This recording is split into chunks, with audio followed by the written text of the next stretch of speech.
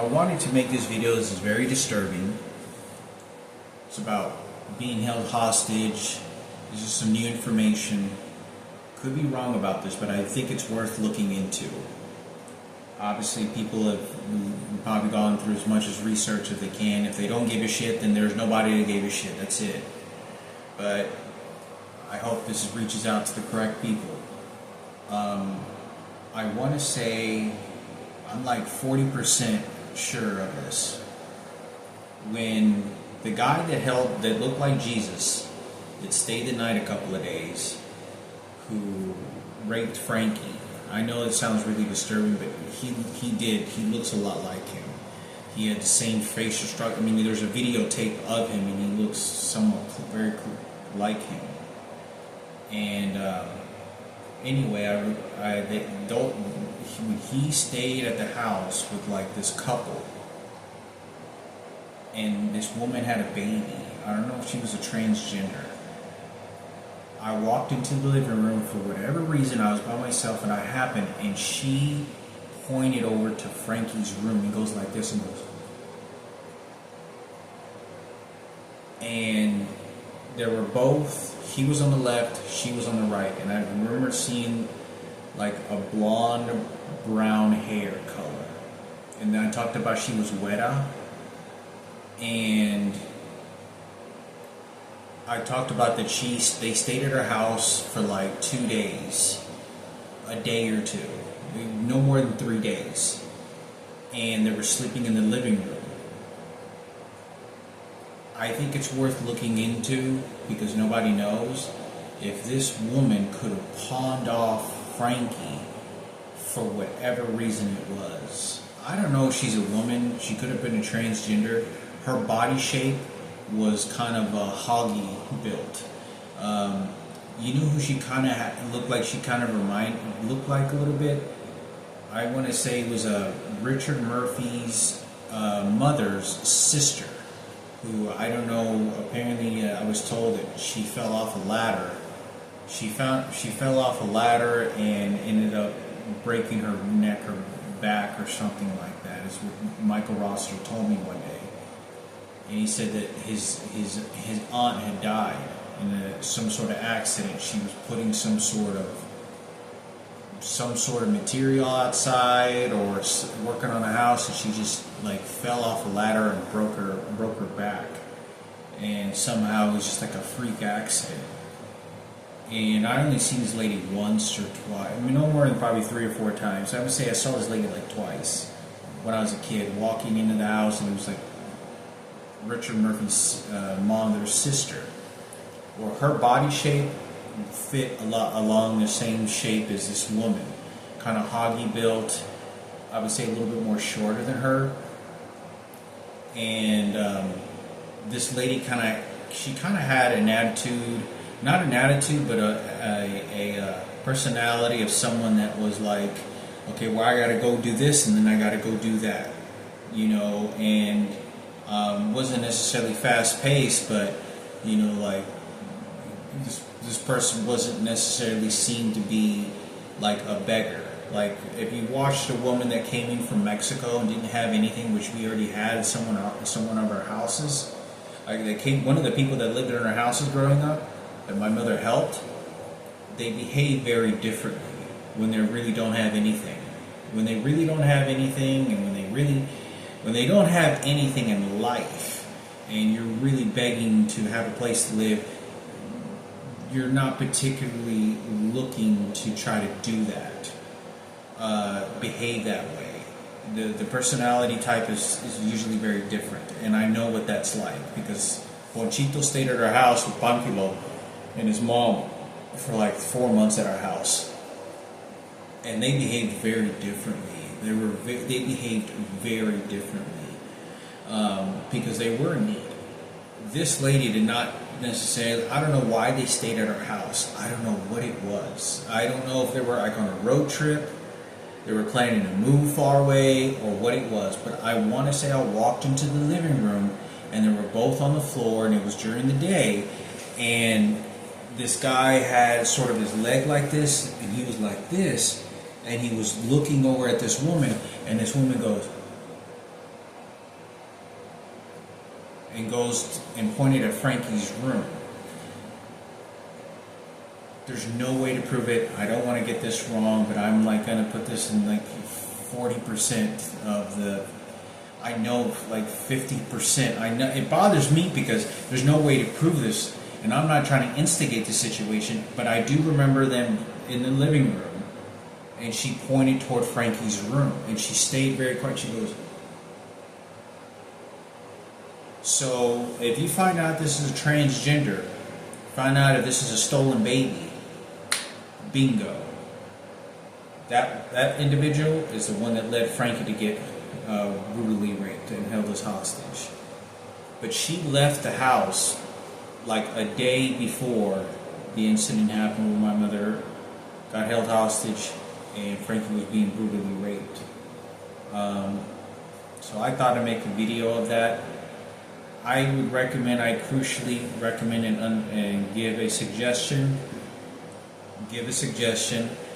to say, if you find that woman and you find that baby, you have to find out if she's a transgender and where this baby came from.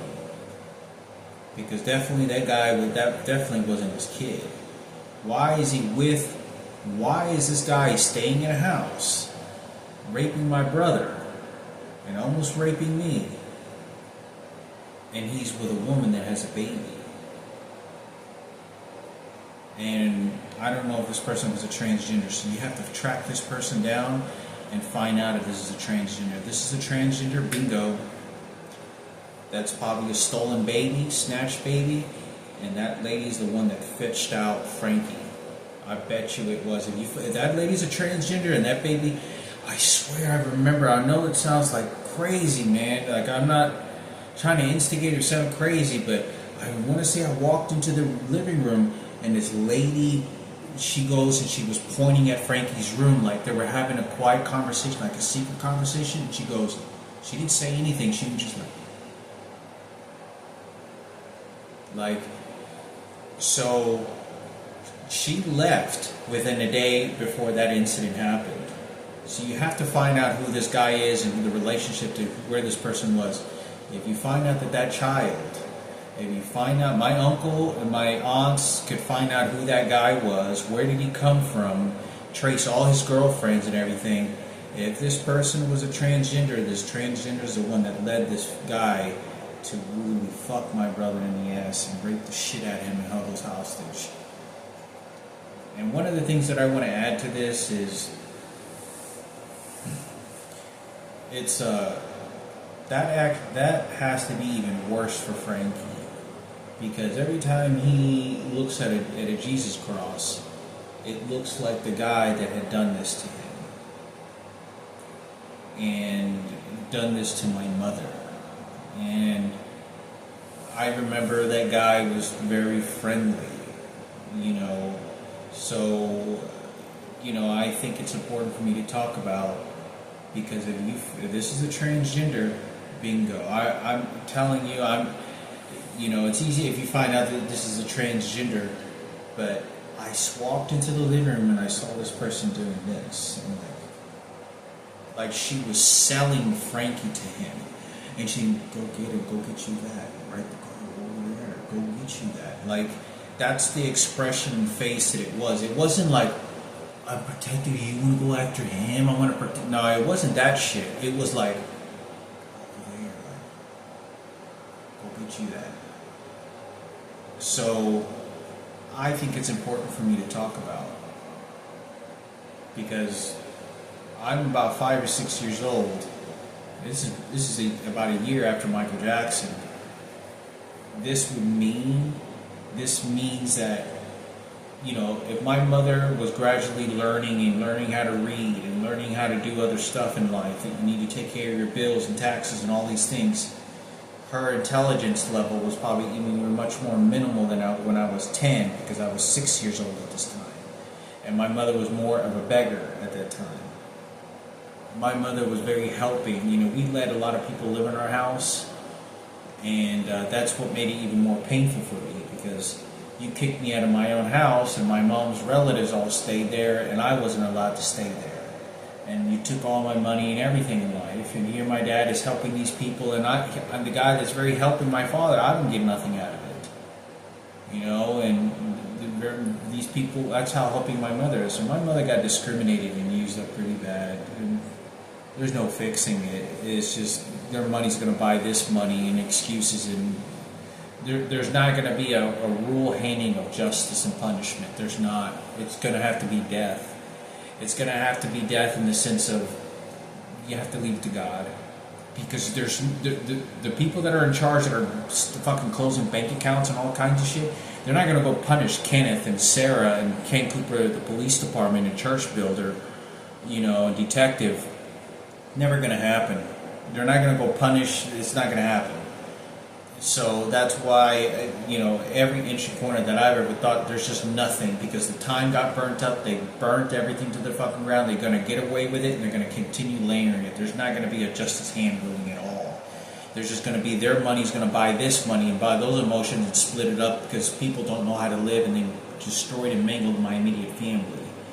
And I was, you know, for my mother to allow Lupe, Johnny, Chito, Ceci, Grandma, the guy that raped my brother, Dio Yaye, who molested and raped me too, Beto stayed at our house, you know, who else?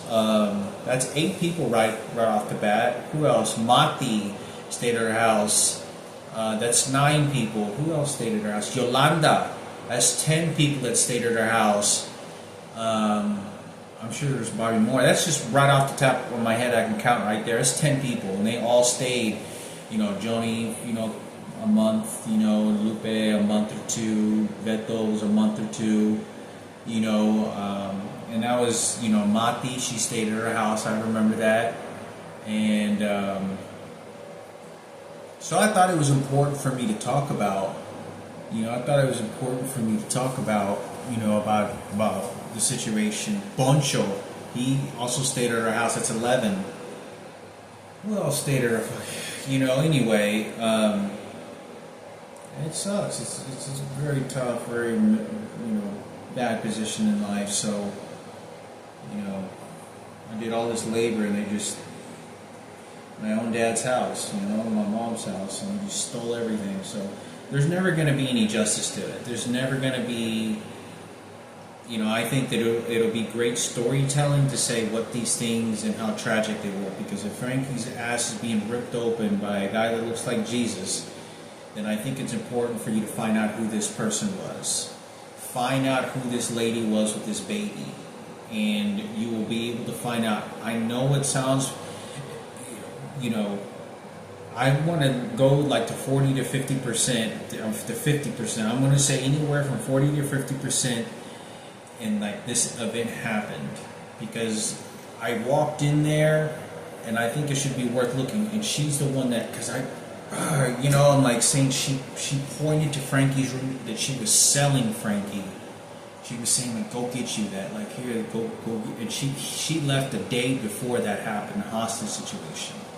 She left. I'm not kidding you. She left like the day before that hostage situation. And then he stayed, and it happened. So I thought of making video. I don't know where my dad was. I don't know if he had retired from Texas Instruments, because my father retired from Texas Instruments as a foreman when I was about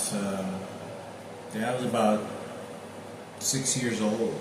I was about 5 to 6 years old. So I don't know where my dad was. I don't know if he went to go run errands, or if he took a trip somewhere, or he went, I don't know what the situation was, but he could have been at work, or maybe, I don't know where he was. He just happened to be gone that particular day, which was very weird. He was around, but that particular day he wasn't there.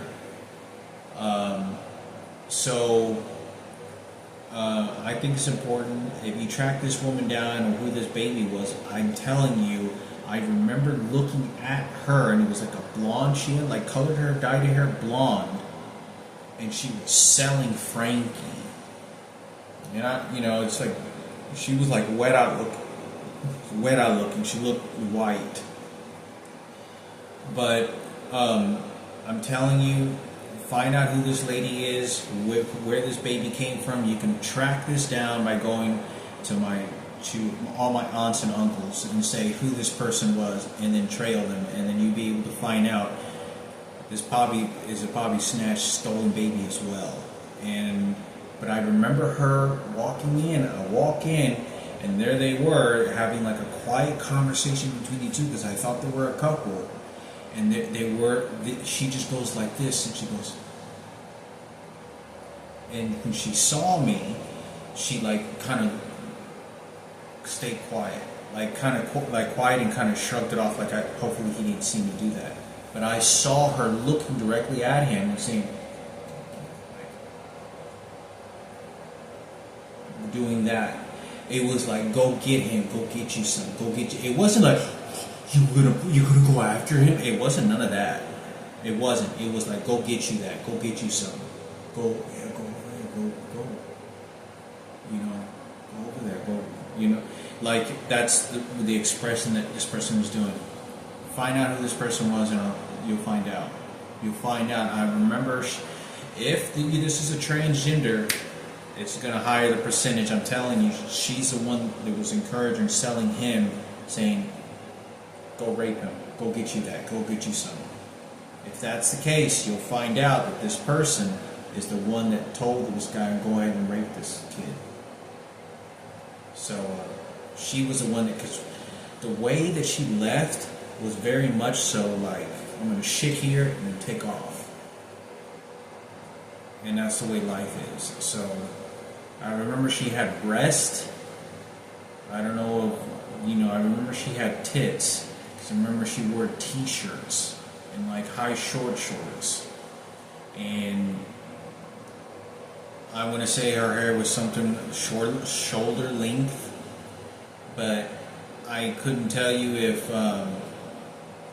couldn't tell you if she was a transgender. But when she left the house, it particularly wasn't it wasn't a farewell, goodbye, I miss you, thank you so much. It wasn't none of that. And I remember them whispering. I don't know, it was weird. So if you find out, you'll be able to find out. This person may still be alive. And you'll be able to find out that was a stolen baby, because within a year or two, I talked about that we went to this house. I don't think I remember seeing that woman there, but I do remember seeing what looked like Ariani, like a girl that looked a lot like Ariani. And this girl was straight. These were real girls. There was one of them that was real pretty, like real pretty girl, Ariani, Celeste looking. But I thought it was important for me to talk about, because I went there with my uncle, and this guy, he's in the videotape of Christmas. But when we go to this ranch or this farm, and I talk about this guy cuts himself, and he has a puppy puppy Rottweiler, and there was all these lawnmowers in the back and shit, and it was real fucking muddy. There were like guard dogs to guard all the lawnmowers. So I talk about this because I don't know why we went to this house. I don't think I remember seeing that lady with the baby there. It might have been their house, it could have, but I don't think I remember seeing her there. It could have been. Maybe she colored her hair differently, but I would look into that.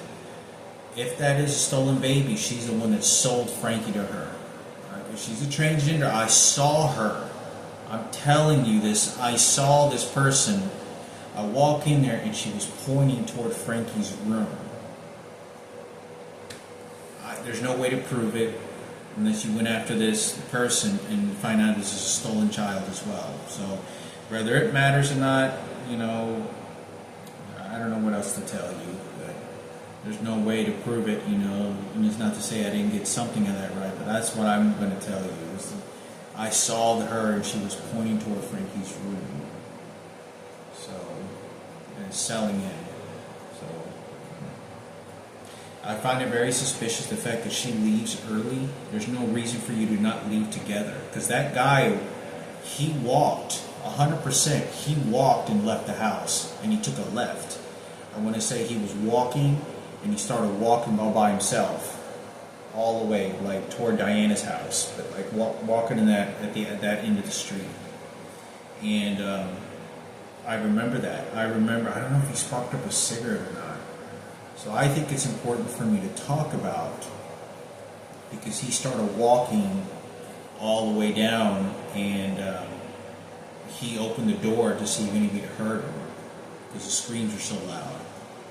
And I don't remember hearing anything in the front yards or anything like that.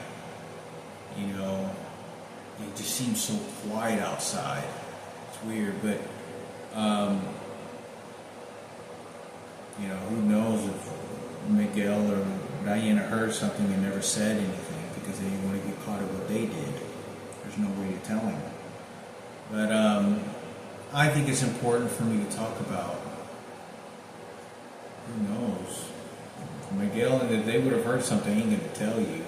They ain't going to tell you they heard, because Miguel raped Frankie, and they want somebody else to get the blame on, and then they're going to act like a hero. So I think it's important for me to talk about with this particular type of situation. I don't think it's, you know, because I remember she was telling this guy, like, go get you that. Go ahead and go get you that. Go and get you some of that. It's free bait. So that's what I'm going to say. Go out and look to see if this is a transgender, who this was. It's going to tell you the information. If it turns out it was, I bet you, I'm telling you, if it was, it's going to lead right to that. I'm telling you, she's the one that was telling, go and rape his ass. And obviously he makes the decision. But he left and he went walking somewhere. Wherever he went, I don't know. He just took off walking to whatever. And it was in broad daylight, in the middle of the day, like 1 o'clock. It was like 1 o'clock he started walking. So, why you didn't leave with that lady and that baby? Why did that situation happen? I think my mother was scared. But he was too young to see my mother's facial reactions, because I do remember my mother being in the kitchen, and just standing over the stove, like cooking or trying to do something, because I knew how my mother always behaved. My mother was very much like a peasant, like, okay. So it was very common for a lot of people to try to approach my mother with this sort of transgender bulliness that they wanted to make an approach with. And it was always kind of like, because I remember this lady when she was real heavy set, when she stood in the kitchen and talking to my mother, she stood near the washer, near my room, and she was like, oh, and she was like talking to my mother, and she was like, oh, this person seemed very targeted, very, I'm going to take advantage of you. I can control you because I'm Dyke Butch here. I'm big and I'll beat your fucking ass. It's transgender. Oh, I mean female. So you're going to have to look into this to find out, because there isn't any hugging. There's no handshaking. There isn't a body language that expresses, oh, we're just best friends. Oh, okay. Because my mother is very much like that. My mother at that time, she's, oh, okay, what else do you want? Oh, okay, what else do you want? So you have to go out after this lady. Find out if this is a transgender or not, where this baby came from, because that's going to tell you, it's going to tell you a huge enchilada story of everything. Because if it's a stolen baby and a transgender, bingo. I'm telling you, this lady was responsible for raping Frankie and sending him toward Frankie. So, you know, why didn't this guy leave with that baby and that person, that lady? Why didn't, you should have been very, and when they were together, they didn't look like a couple, they looked like a team. They looked like what is it called, Bonnie and Clyde or some shit. They looked like crooks. That's what my vibe is going to tell you right now, what I saw. It looked like they were crooks.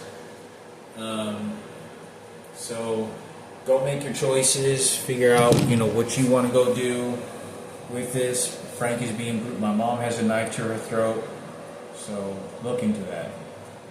But that's the best I can do for you.